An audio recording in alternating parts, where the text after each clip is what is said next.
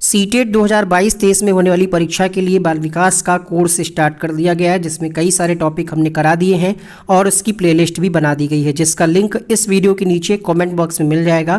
Click करके आप सारे वीडियोस को देखिए, नोट्स बनाइए और प्रैक्टिस करिए।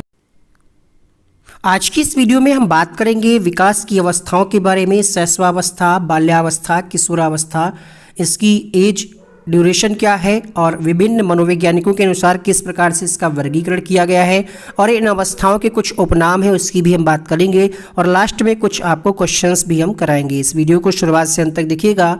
ये क्लास आपकी परीक्षा यूपी टेट, सी टेट, अन्य सभी राज्यों की टेट परीक्षाओं और टीचिंग एग्जाम के लिए यूजफुल होने वाली है। तो चलिए शुरू करते हैं इस वीडियो को।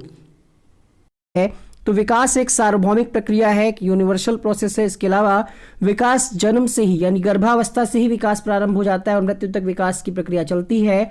ठीक है। और अगर हम बात करें अभिवृद्धि और विकास में अंतर क्या है, तो देखिएगा अभिवृद्धि जो है वो कुछ समय के बाद रुक जाती है, जबकि विकास निरंतर चलता रहता है। एक अलग से डिटेल वीडियो आएगा, डेडिकेटेड वीडियो, जिसमें हम डिटेल से चर्चा करेंगे विकास और अभिवृद्धि के अंतर को।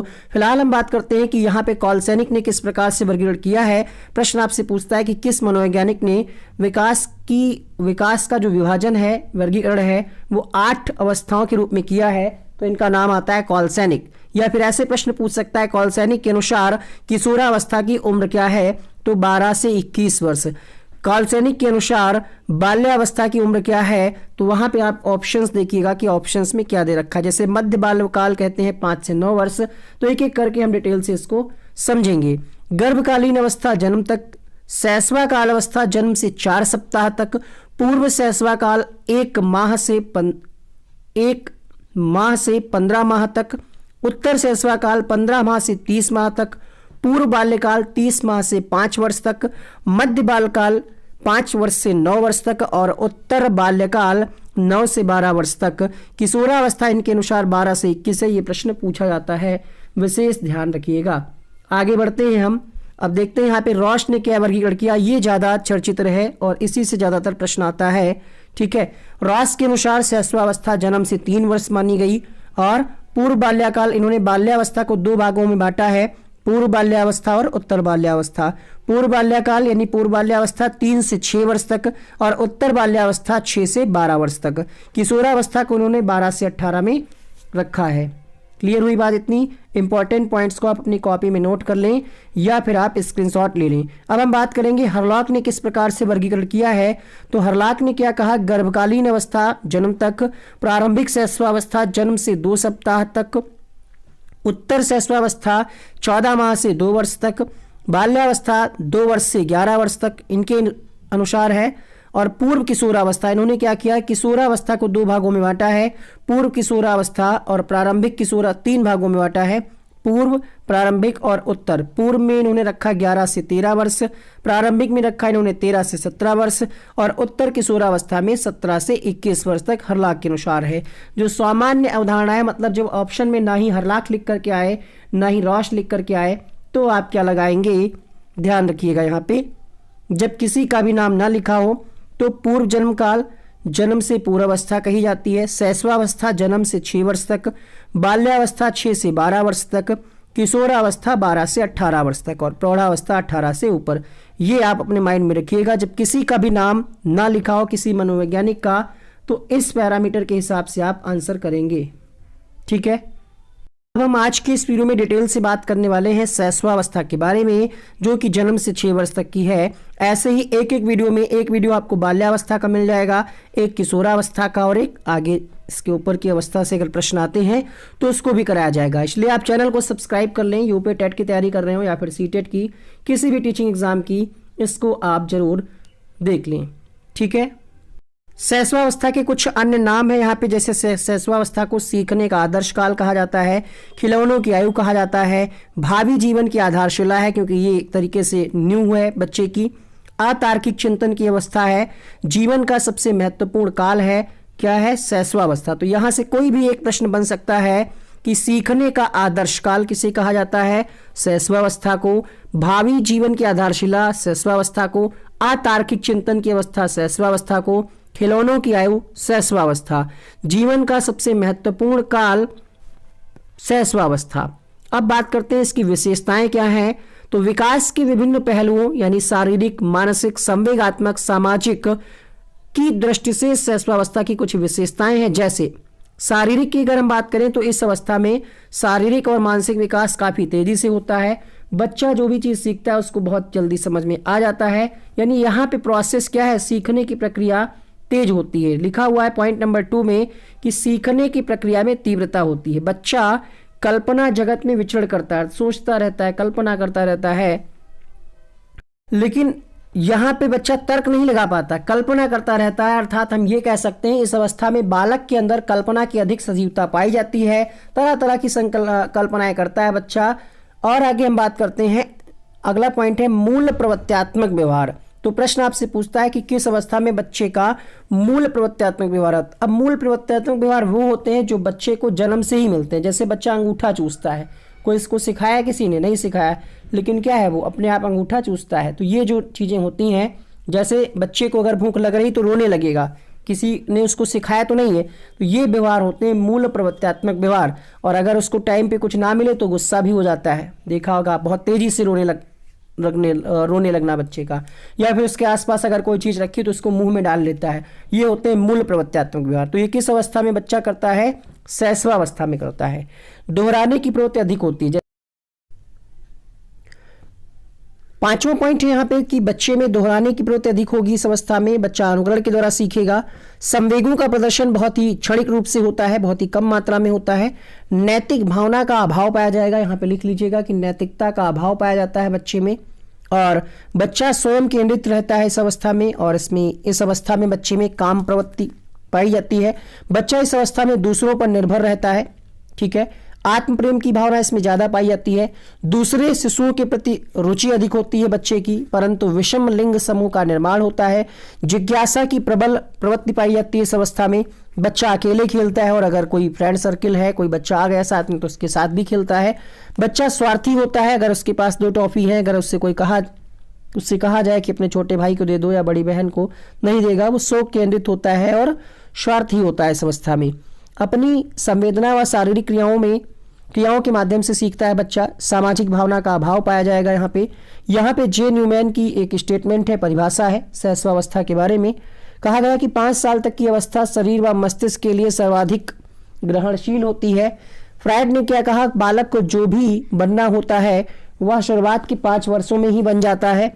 एडलर ने क्या कहा, एडलर कहते हैं कि जन्म के कुछ माह बाद ही निश्चित किया जा सकता है कि बच्चा भावी जीवन में क्या बनेगा, उसका स्थान क्या होगा, ऐसा एडलर का मानना है। स्ट्रिंग कहते हैं कि जीवन के प्रथम 2 वर्षों में बालक अपने भावी जीवन का शिलान्यास करता है। गुड एनफ की परिभाषा बहुत पूछी गई है। बालक का जितना भी मानसिक विकास होना होता है उसका आधा प्रथम 3 वर्षों में हो जाता है, ऐसा गुड एनफ मानते हैं। वैलेंटाइन वाली परिभाषा बहुत पूछी जाती है कि शैशवावस्था सीखने का आदर्श काल है। ये किसका स्टेटमेंट है, तो ये वैलेंटाइन का स्टेटमेंट है। वटसन कहते हैं कि शैशवावस्था में सीखने की सीमा और तीव्रता अन्य अवस्थाओं की तुलना में अधिक होती है। ये वटसन महोदय कहते हैं, जो कि व्यवहारवाद के जनक हैं। शैशवावस्था में शिक्षा की अगर बात करें तो इसमें हमारा क्या कर्तव्य है कि बच्चे के लिए हम उचित वातावरण की व्यवस्था करें। उचित व्यवहार और जिज्ञासा की संतुष्टि, मतलब ये हुआ बच्चे के साथ हम अच्छा व्यवहार करें और जिज्ञासा की संतुष्टि के लिए उसको अवसर प्रदान करें। बच्चा अगर कुछ पूछ रहा है तो उसको हम समझाएं, बातचीत करें, वास्तविकता का ज्ञान कराएं और आत्म प्रदर्शन, बच्चे के अंदर जो टैलेंट है, जो भी बच्चा अगर कुछ कहना चाह रहा है तो उसको हम अवसर दें। सामाजिक भावना, सामाजिकता का विकास करें, अच्छी आदतों का निर्माण करें। इसके अलावा यहाँ पे बच्चा क्या करेगा, करके सीखने पे हम प्रयास करें कि बच्चे को हम जो भी सिखाएं करके सिखाएं। ज्ञानेंद्रियों और कर्मेंद्रियों पर आधारित शिक्षा प्रदान करें, ठीक है। और ड्राइडेन क्या कहते हैं कि पहले हम हमारी आदतों का निर्माण करते हैं, उसके बाद आदतें हमारा निर्माण करती। बहुत अच्छी बात कही गई। रूसो ने क्या कहा कि बालक के हाथ, पैर, नेत्र उसके प्रारंभिक शिक्षक हैं और इन्हीं के द्वारा बच्चा शुरुआत के 5 वर्षों में पहचानता है चीज़ों को और याद करना सीखता है। रंगीन और सचित्र श्रव्य दृश्य सामग्री का शिक्षण हेतु प्रयोग किया जाए। इसके अलावा शैशवावस्था में अगर हम शारीरिक विकास की बात करें तो जन्म के समय जो बच्चे की लंबाई होती है वो 19.5 इंच होती है। हालांकि यहाँ पे एक और रिसर्च में ये पता चला कि लड़कों की लंबाई लड़कियों से 5.5 इंच, सॉरी 5 पॉइंट नहीं 0.5 इंच यानी आधा इंच ज़्यादा होती है। वजन की बात करें तो लगभग 7 से 8 पाउंड मतलब 3.60 किलोग्राम वजन होता है ठीक है, ऑप्शन में कई बार 7 भी देता है, कई बार 8 दे देता है, तो आप ध्यान रखिएगा 7 से 8 पाउंड के बीच होता है। जन्म के प्रथम 2 सप्ताह में शिशु का वजन घटता है, उसके बाद 2 वर्ष की अवधि तक तीव्र गति से बढ़ता है। ये फैक्ट आप ध्यान रखिएगा। जन्म के समय मस्तिष्क कितना होता है? 360 ग्राम होता है। जन्म के समय मस्तिष्क तथा पूरे शरीर का अनुपात 1:4, ध्यान रखिएगा। एक मतलब 1 भाग होता है मस्तिष्क और पूरा कितना, तो 1:4 रहता है। मांसपेशियों की बात करें तो जन्म के समय मांसपेशियां पूरे शरीर की 23 से 25% होती हैं। जन्म के समय हड्डियों की संख्या 270 होती है। अगर हम दांत की बात करें तो अस्थायी दांत 6ठे या 7वें महीने में आ जाते हैं, स्थायी दांत 5वें वर्ष में आते हैं। तो इंपॉर्टेंट पॉइंट को नोट करिएगा। स्थायी दांतों की संख्या पूछा जाता है तो 20 होती है। ये अस्थायी दांत कब आते हैं? तो 6ठे या 7वें महीने में। स्थायी दांत कब आते हैं? 5वें वर्ष में। इनकी संख्या कितनी होती है? 20। यूपी टेट में ऐसे फैक्ट प्रश्न सुपर टेट में आ सकते हैं, जरूर नोट करें। हृदय की धड़कन की बात करें तो जन्म के समय 140 प्रति मिनट होती है। शैशवावस्था के अंतिम समय में 10 प्रति मिनट होती है और किशोरावस्था में 72 यानी 1 मिनट में 72 बार हृदय की धड़कन होती है। लड़कियों में 70, 1 मिनट में 70 बार हृदय धड़कता है। अब इससे संबंधित आपकी स्क्रीन पे फर्स्ट क्वेश्चन लिखा हुआ है। शैशवावस्था में बालक में पाया जाता है अनुकरण करना, सहयोग लेना, आश्रितता करना यानी बच्चा आश्रय लेता है किसी का। तो क्वेश्चन नंबर 1 आपके सामने ये सभी गुण पाए जाएंगे बच्चे में। शैशवावस्था में अनुकरण भी करता है, सहयोग द्वारा बच्चा सीखता है और आश्रित भी रहता है दूसरों पर। तो यहाँ पे डी ऑप्शन करेक्ट होगा। शिशु का विकास प्रारंभ होता है जन्म के पश्चात, किशोरावस्था में, बाल्यकाल में या फिर गर्भकाल में। तो बच्चे का विकास गर्भकाल में ही शुरू हो जाता है, इसलिए इसका ऑप्शन नंबर डी सही होगा। शैशवावस्था यहाँ पे उम्र पूछी जा रही है। जन्म से 4 वर्ष, जन्म से 5 वर्ष, जन्म से 7 वर्ष या फिर इनमें से कोई नहीं।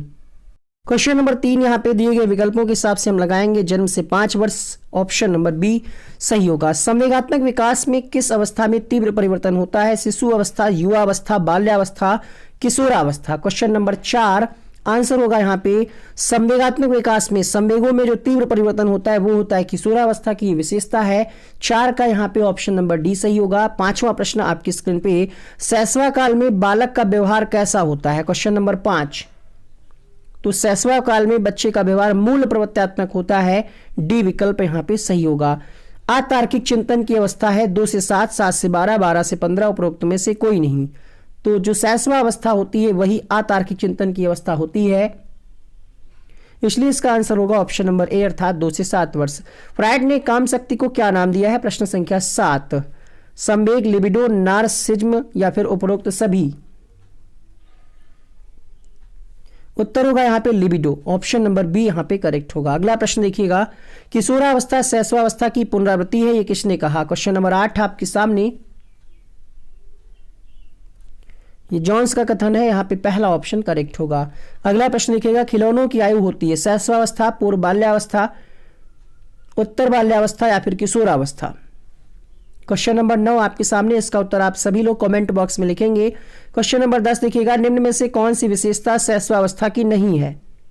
क्वेश्चन नंबर 10, दूसरों पर निर्भर रहता है, खुद से प्रेम करता है, संवेगों का क्षणिक प्रदर्शन भी होता है, निरुद्देश्य भ्रमण नहीं करता बच्चा। तो यहाँ पे डी। यहाँ पर आपको जीन पियाजे वाला वीडियो दिख रहा होगा, उसको आप क्लिक करके देख सकते हैं यहीं से। इसके अलावा कुछ अन्य वीडियोस के लिंक हमने लगा दिए हैं, यहीं से आप क्लिक करके देख सकते हैं। उम्मीद करते हैं ये क्लास आपको पसंद आई होगी। तो जाते जाते वीडियो को शेयर कर लिएगा उन लोगों तक जो भी टीचिंग एग्जाम की प्रिपरेशन कर रहे हो। मिलते हैं नेक्स्ट वीडियो में। जय हिंद।